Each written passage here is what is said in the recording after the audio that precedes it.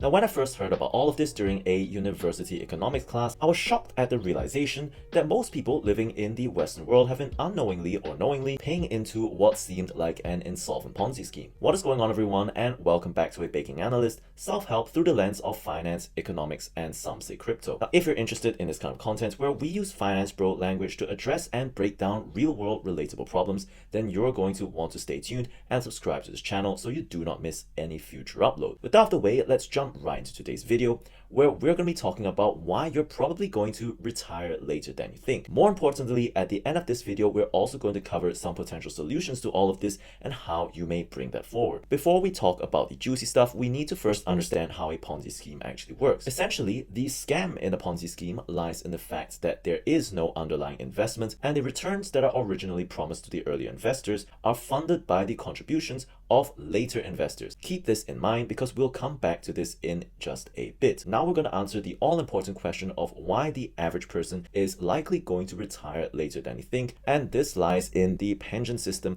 that a lot of average folk rely upon. How state pension or social security works in many Western countries such as the US and the UK is that you pay this additional tax or deduction on your earned income. Now this then goes towards a pool of funds that is paid to the current beneficiaries of this state pension scheme, national insurance, social security, or whatever your country chooses to call it. These are basically taxes on the present day worker that go towards paying the retirement of retirees today rather than that of the contributors. In other words, the inputs of later payers are actually being used to fund the returns, or rather the retirement in this case, promised to earlier payers. Now, I remember learning this in econ class one day and being shocked at how people weren't really calling this out, but you could say that many colleges these days tend to have a big state or pro-welfare slant. Now, all of this is to say though that any argument that tells you that what you're paying right now in terms of social security and national insurance is to secure your retirement is an outright lie. Now, all of this is compounded by what is going on right now in the fertility department. This includes things like trends in dating, trends in marriage, and ultimately trends in having kids. Now, this whole social security or national insurance scheme, whichever way you call it, is all well and good if injections continue to equal or exceed withdrawals in the future. However, it is not news that total fertility rates have been declining. Marriage has become a lot less attractive in many countries. All this points to the fact that for the scheme to continue, one of two things has to happen. Either taxes need to increase, bringing in more injections into the pool of funds, or payouts will need to be reduced or deferred to a later age, all of which are politically unpopular, but something that we've begun to see in quite a number of countries these days. If you are relying on such a payout for retirement, and combined with increasing cost of living and wage growth that is way below inflation in many cases, that will precisely be the reason why most people, especially people relying on this system, will retire later than they think. Now, there are exceptions to the rule though. In a lot of Asian countries this is the case, whether it be in Singapore, I believe Malaysia has the same thing, and Hong Kong. You have this thing called the CPF, the EPF,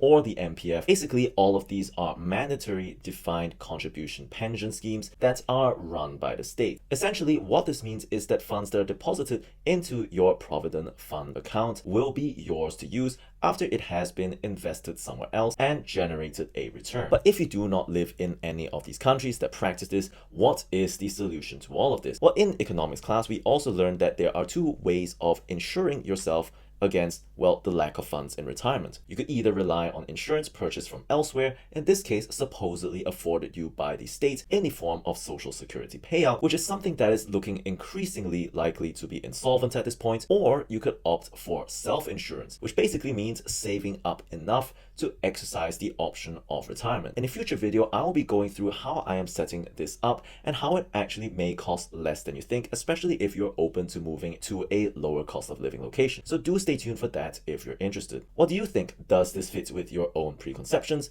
Let me know in the comments down below. All in all, I hope you found this video informative and interesting. If you did, do consider leaving a like and subscribing to this channel so you do not miss any future uploads. And if you want to find out how all of this economics can be applied to other relatable problems, then you're going to want to check out this recommended video over here. With all that being said, thanks for watching and I'll see you in the next one.